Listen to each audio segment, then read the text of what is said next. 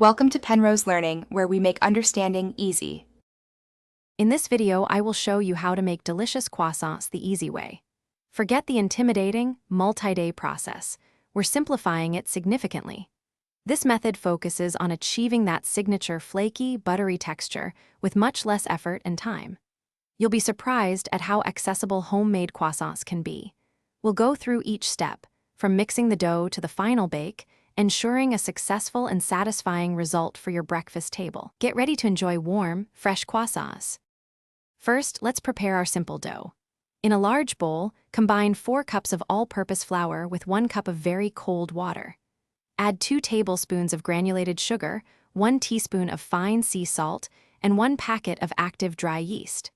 Mix these ingredients until a shaggy dough begins to form.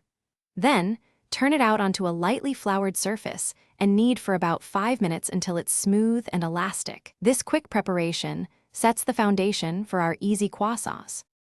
Now for the magic, quick butter lamination.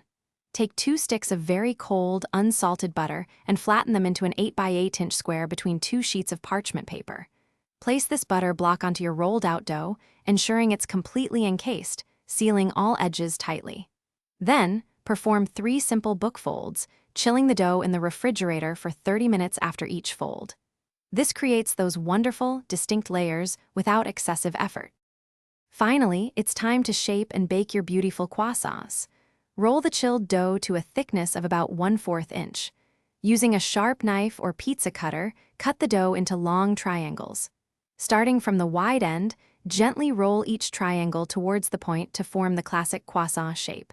Place them on a baking sheet, brush with an egg wash, and bake at 400 degrees Fahrenheit for 15 to 20 minutes until they are golden brown and irresistible. Enjoy your homemade treat. Thanks for watching. If this was helpful, leave a like and consider subscribing. See you next time.